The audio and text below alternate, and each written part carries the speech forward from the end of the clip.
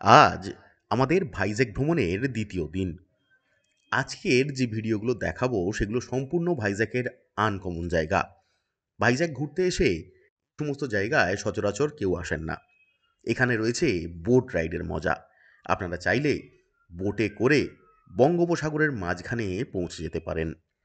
আবার রয়েছে fishing Harbour, light house এবং অপূর্ব সুন্দর একটা সমুদ্র সৈকত, যেখানে বসে সমুদ্রের পাশে কাঁচে ঘেরা রেস্টুরেন্টে বসে খাওয়া দাওয়া করতে পারেন এবং উপভোগ করতে পারেন অপূর্ব সুন্দর এক নীলাভ সমুদ্র সৈকতের। ভাইজ্যাকের ঋষিকোণ্ডা বিচে সাধারণত মানুষজন স্নান করতে ভালোবাসেন, কিন্তু এই সমুদ্র সৈকতে বেশিরভাগটাই বিদেশিরা আসেন। আছে বিখ্যাত এক লাইট হাউস, যার উপর থেকে বঙ্গোপসাগরের একটা অপূর্ব সুন্দর ভিউ পাওয়া যায়। তাহলে চলুন আজকের ভিডিওতে সেই সমস্ত দৃশ্যগুলো আপনাদের সামনে তুলে ধরি।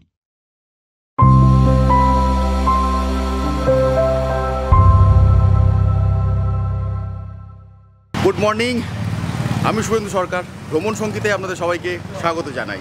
আরও একটা নতুন দিন, আরও একটা নতুন ব্লগের শুরু। চলুন আজকের আরও একটা নতুন জায়গার সন্ধান দেবো আপনাদের।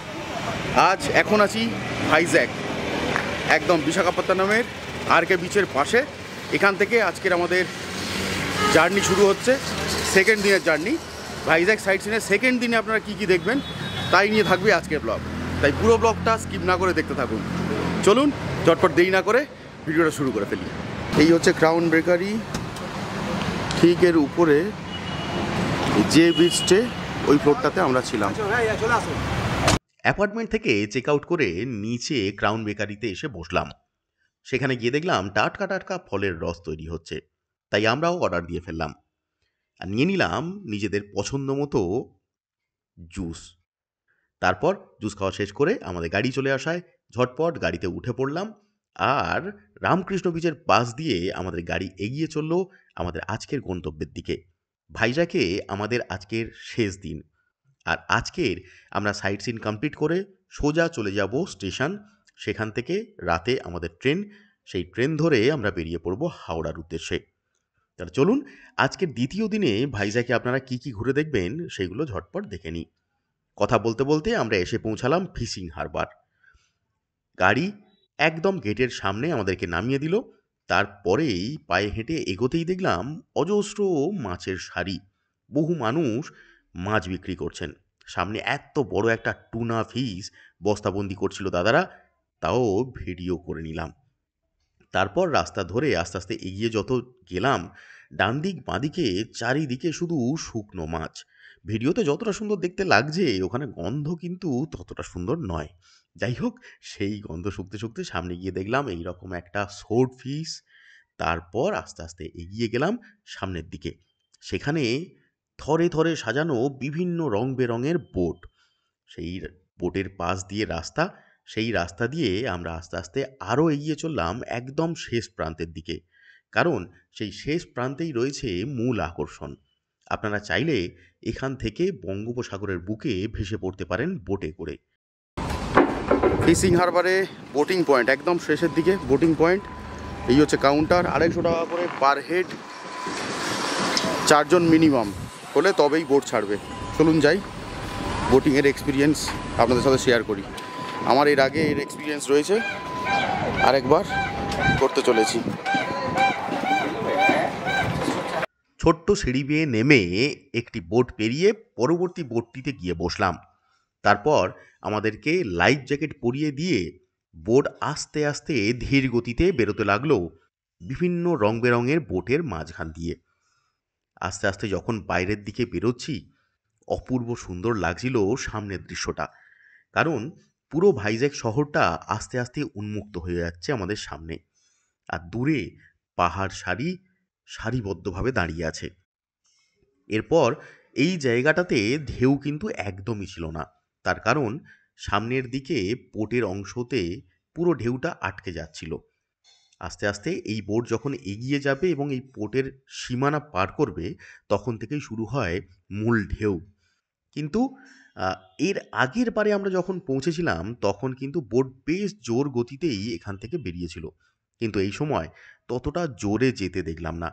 ডান দিকে নৌবাহিনীর বিভিন্ন রকমের বোট রাখা রয়েছে, ছিপ রাখা রয়েছে, সেগুলো দেখতে দেখতে এগোচ্ছি আস্তে আস্তে।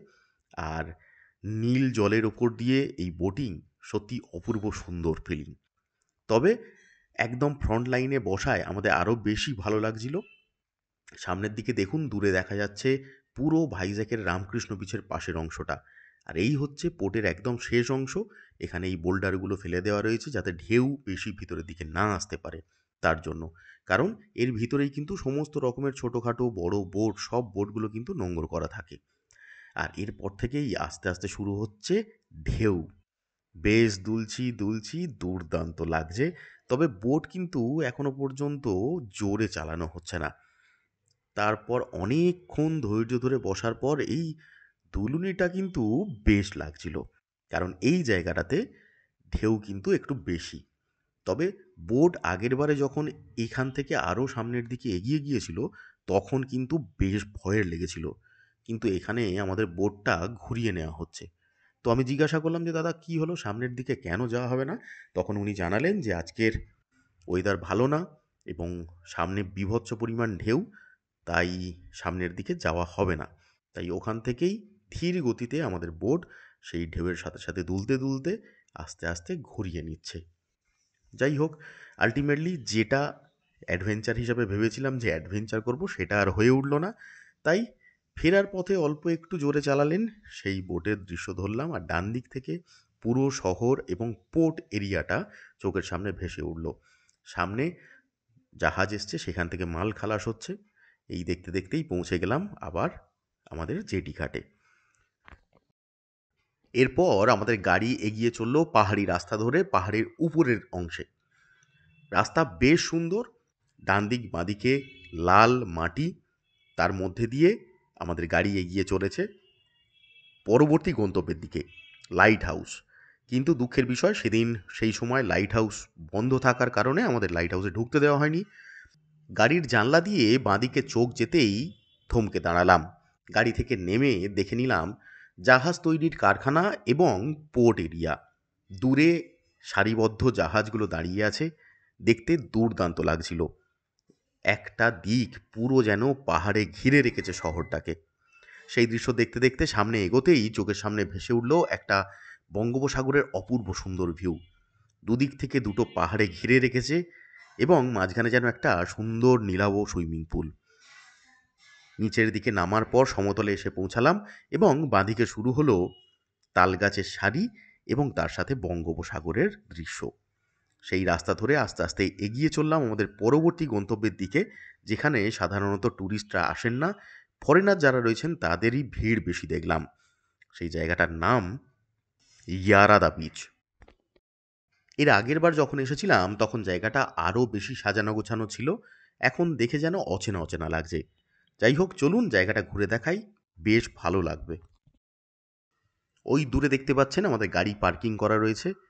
আগে এখানে পার্কিং এরিয়া ছিল, বর্তমানে গিয়ে দেখলাম যে আর পার্কিং এরিয়া নেই, ভেঙে গেছে ঝড়েতে।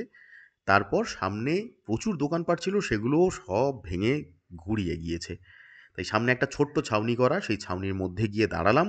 আর ডান দিক থেকে ডলফিন নোজ চোখের সামনে ভাসছে। পাহাড়টা যে জলের সাথে মিশেছে, সে যে আকৃতিটা ধারণ করেছে সেটা অনেকটা ডলফিনের নাকের মতো লাগে বলে ওই জায়গাটার নাম হয়েছে ডলফিন নোজ। আর সামনে বিস্তৃত বঙ্গোপসাগর। তবে এই জায়গায় ঢেউ কিন্তু অনেক বেশি, তাই স্নানের মজাও অনেক বেশি। যদিও এখানে রীতিমতো গার্ডরা বসে রয়েছেন, খেয়াল রাখছেন যে কেউ সমুদ্রে দূরে যাতে না যায়, হুইসেল দিচ্ছেন যদি কেউ দূরে চলে যায়। তো এখানে স্নান করতে পারেন, এখানে ড্রেস চেঞ্জেরও ব্যবস্থা রয়েছে, বাথরুম রয়েছে, সব কিছুই রয়েছে। বসার জায়গাগুলো অনেকাংশেই ভেঙে গিয়েছে দেখলাম। সেই বিচে গাছগুলো দেখলেই আপনারা বুঝতে পারবেন গাছের মাথা ভেঙে গেছে। আর দূরে ওই যে একটা রেস্টুরেন্ট, সেই রেস্টুরেন্টে আমরা ঢুকে পড়লাম, কারণ প্রবল রোদ্দুর তখন এবং দুপুরও হয়ে গিয়েছে, তাই লাঞ্চ করা প্রয়োজন। তাই সবাই সারিবদ্ধভাবে বসে পড়লো আমার হাতে ক্যামেরাটাকে ধরিয়ে দিয়ে।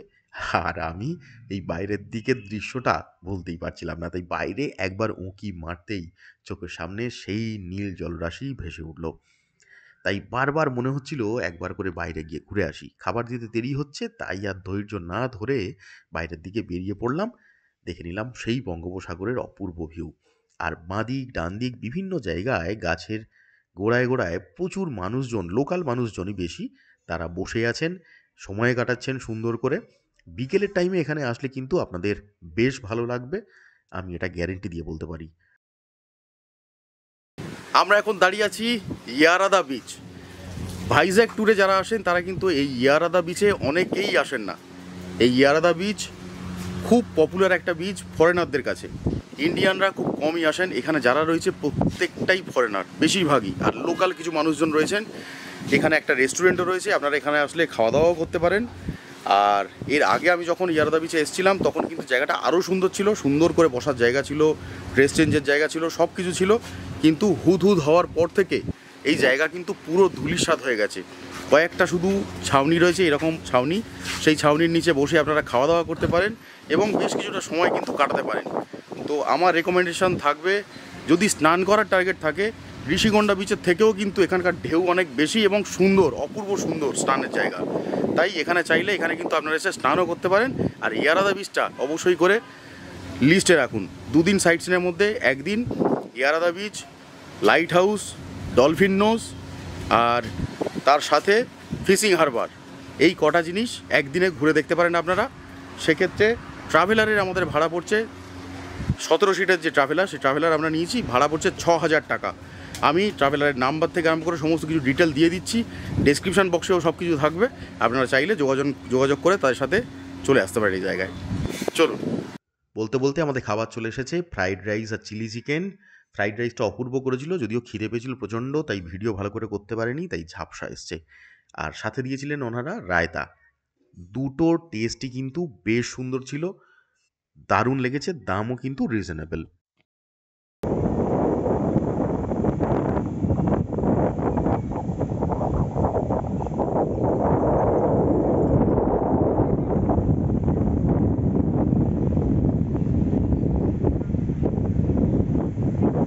ওই দেখুন, খাওয়া দাওয়া সেরে উঠে দেখি এরা চারজন আমাকে ফেলে রেখে সমুদ্রের ধারে চলে গেছে। তাই ঝটপট তাদের পিছন পিছন আমিও চলে গেলাম সেই জায়গায়। সামনে ওই রকম সুন্দর সমুদ্রের দৃশ্য দেখলে কে বা দাঁড়িয়ে থাকতে পারে বলুন তো। তাই সবাই মিলে সমুদ্রের ধারে পড়ন্ত রোদ্দুরে গিয়ে দাঁড়ালাম। আর সামনে একটার পর একটা ঢেউ ভাঙছে, সে এক অপূর্ব দৃশ্য। তাই অবশ্যই করে আপনাদের কাছে আমার রেকমেন্ডেশন থাকলো, যদি ভাইজ্যাগ আসেন তাহলে এই দিকে কিন্তু অবশ্যই একটা দিন ধরে রাখবেন। জায়গাগুলো সত্যিই ভালো, ভালো লাগবে, ক্রাউডেড এরিয়া নয়, প্রচণ্ড ফাঁকা, শান্ত নিরিবিলি পরিবেশে ঘুরতে কিন্তু ভালো লাগবে। চাইলে এখানে স্নানও করতে পারেন, জল কিন্তু যথেষ্ট পরিষ্কার পরিচ্ছন্ন, তাই কোনো রকম কোনো সমস্যা হওয়ার জায়গা নেই। এবং এখানে গার্ডও রয়েছে, সামনে চেঞ্জের ব্যবস্থাও রয়েছে, সব কিছু ব্যবস্থা এখানে পেয়ে যাবেন। আর রেস্টুরেন্ট রয়েছে, বারকাম রেস্টুরেন্ট, খাওয়া দাওয়াও সেখান থেকে সেরে নিতে পারেন। আর যারা পানীয় সংযোগে একটু সময় কাটাতে চান তাদের জন্যও জায়গাটা কিন্তু আদর্শ। বেশ কিছু জায়গায় ছাউনি করা আছে, সেখানেও বসে সময় কাটাতে পারেন। আমরা তাই করেছিলাম, অনেকক্ষণ ওখানে সময় কাটিয়েছিলাম, কারণ আমাদের ট্রেন রাত্রে ছিল এবং এরপরে লাইট হাউস ছাড়া আর তেমন কিছু আমাদের দেখার ছিল না। তাই এখান থেকে ঘুরে আমরা ঝটপট আবার বেরিয়ে পড়লাম লাইট হাউসের দিকে, কারণ লাইট হাউস দুপুরবেলা খুলবে, তারপর আমরা ওখানে এন্ট্রি পাবো। তাই এখান থেকে গিয়ে লাইট হাউসে ঢুকে গেলাম। সেখানে এই হচ্ছে টিকিটের চার্ট, আপনারা দেখে নিতে পারেন। তো টিকিট কেটে আমরা পায়ে হেঁটে একটুখানি ঢুকতে হয়, সেই রাস্তা ধরে সিমেন্টে বাঁধানো রাস্তা ভেঙে এগিয়ে চললাম। ঝাউ গাছের সারি, তার মধ্যে দিয়ে সরু রাস্তা। এগিয়ে যাওয়ার পর সামনে যেটা দেখছেন, না না না, ওটা জলের ট্যাঙ্ক, ওটা লাইট হাউস নয়, এইটা লাইট হাউস। এই লাইট হাউসের সামনে গিয়ে দাঁড়ালাম। এখানে জুতো খুলে রাখতে হয়, তাই জুতো খুলে রেখে আমরা আস্তে আস্তে লাইট হাউসের দিকে এগিয়ে চললাম।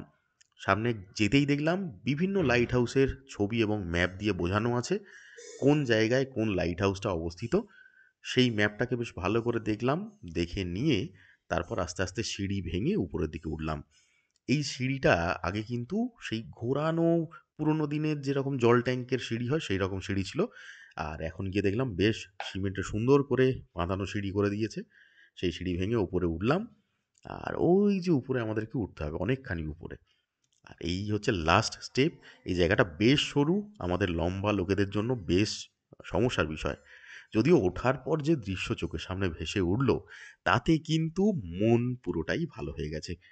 বাঁদিকে ওই যে পোর্ট এরিয়া সুন্দরভাবে চোখের সামনে ভেসে উঠছে, দূরে জাহাজগুলো আস্তে আস্তে একটা একটা করে জাহাজ বাইরে বেরিয়ে যাচ্ছে, একটা একটা করে জাহাজ ভিতরে আসছে, আর প্রচুর মাছের যে বোট বা জাহাজে যে মাল খালি করার জিনিসপত্র সেগুলোও খালি হচ্ছে।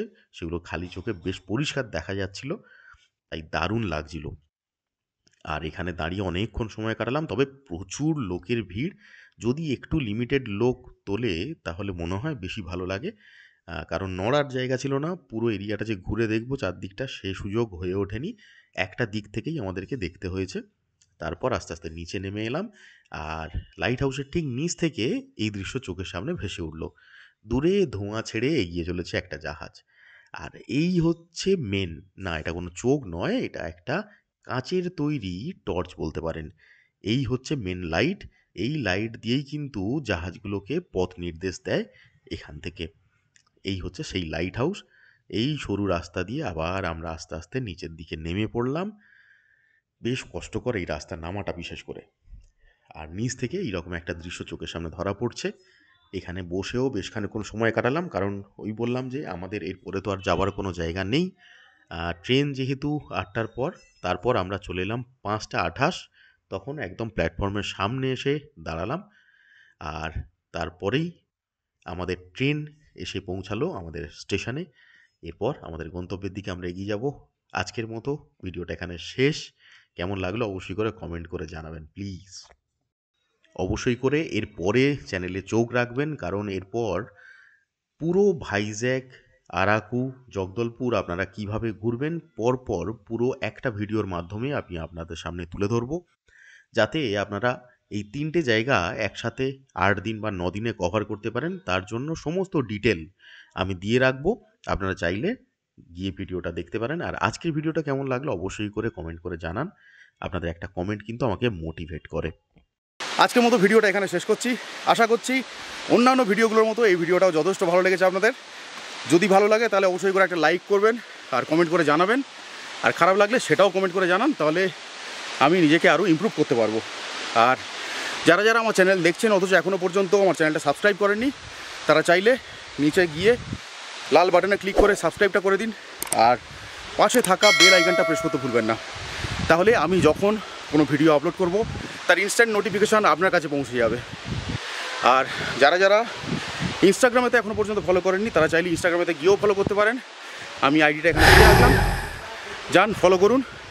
ওখানে সমস্ত রিসেন্ট আপডেটগুলো আমি দিয়ে থাকি। চলুন আজকের মতো ভিডিওটা এখানে শেষ করছি।